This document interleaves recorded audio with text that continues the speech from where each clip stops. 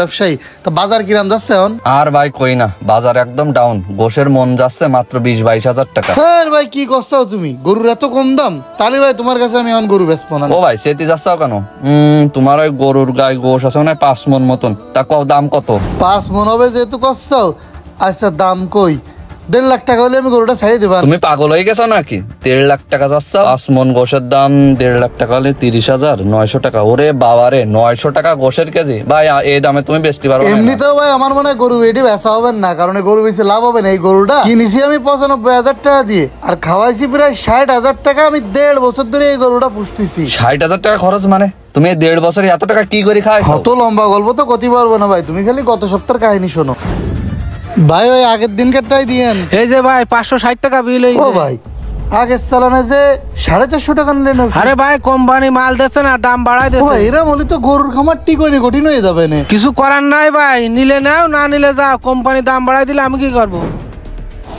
তাহলে ওই গরুর খাদ্য দাও দিনই, 1 বস্তা খুদ দাও, আর 1 বস্তা ফিট দাও, আর 1 বস্তা ভুসি দাও। মালের দাম বলো বাড়িছে, ফিটের দাম বাড়িছে 200 টাকা, আর খুদের দাম বাড়িছে 300 টাকা। কিরাম দাম বেড়েছে কচ্ছাও? ইরাম দাম বাড়লি তো খামার ঠিক হয়নি, সম্ভব না। এখন কাকা যেরাম কেনবো সেরাম বেচবো, নিলি নাও না নিলি যাও। শুনলে তো ভাই এই হচ্ছে অবস্থা। কয়েকদিন আগে যেই দানাদার খাদ্যের দাম ছিল 3500 টাকা, এখন সেই দানাদার খাদ্যের দাম 4000-এর উপরে। গরুর হজমের জন্য 1 পাতা ওষুধ 20 টাকার ওষুধ এখন 35 টাকা। প্রত্যেকটা জিনিসের দাম বাড়তেছে। এবার মোটা তাজাকরণের জন্য পালন করতে গেলে তো আমাদের এগুলো দরকারি ভাই। বর্তমানে এই যে অবস্থা হয়েছে, আমাদের এই গরু চৌকি দিয়ে শেষ ভাই। লাভবান আর হওয়া লাগবে না। পুরো সিজন গরু পুষেও 20,000 টাকা লাভ নেই। কি আর করবা ভাই, দানাদার খাবারের তো অনেক দাম। আমরা গরু কিনি গোশের কাছে 700 টাকা, যে আমি 750 টাকা চাই, অমনি ম্যাজিস্ট্রেট আসে জরিমানা 50-60 হাজার না 1 লাখ টাকা জরিমানা করি। ভাই এদেশের সিস্টেমের একটু পরিবর্তন আনার দরকার আছে।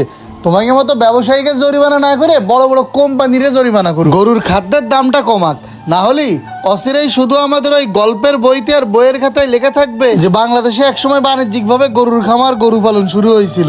ওটা বাস্তবে আর দেখা হবে। আমরা ধরো একটা কথা বলছো, এই যে গরু পালন করতেছি, গরু পালন করে লাভের মুখ চোখে দেখতেছি না। আমি 1বার 2বার 3বার লস করবো, বারবার তো আর লস করে আমি গরু পালন করবো না। সিজন চৌকি দিয়ে যদি 10-20 হাজার লাভ না হয়, তাহলে এই গরু পালন করে আমার লাভটা হইলো কি? হ্যাঁ ভাই তুমি ঠিক কথা কইছো। আমরা গরিব মানুষ, আমি এই কষ্টের কথা কিডা বুঝবে? ভাই এখন তো তোমার গরু নিতে পারতেছি না। কোনো বিয়ের সাথে অর্ডার আসলে সেই সময় তোমার গরুটা চালাই দেওয়া যায় কিনা দেখবানে। সেই তাই দেখি নে ভাই। আচ্ছা ভাই ঠিক আছে। আমি একজন ক্ষুদ্র খামারি, আমি একজন বেকার যুবক। আমি আমার বেকারত্ব লাঘব করার জন্য এই গরুর সেক্টরটাকে বেছে নিয়েছি। কিন্তু সারা বছর লালন পালন করে উচ্চ মূল্যের খাবার খাইয়ে যখন দিন শেষে আমি কোনো লাভের মুখ চোখে দেখতেছি না, তখন আমি আর এই সেক্টরে টিকতে পারতেছি না। তাই আমাদের সরকারের উচিত এই ব্যাপারটাতে একটু হস্তক্ষেপ করার। আমাদের কৃষি প্রধান দেশ, কৃষক বাঁচলেই বাঁচবে দেশ। তাই আমাদের কৃষকদের ভালো মন্দের দিকে একটু লক্ষ্য দেওয়া উচিত।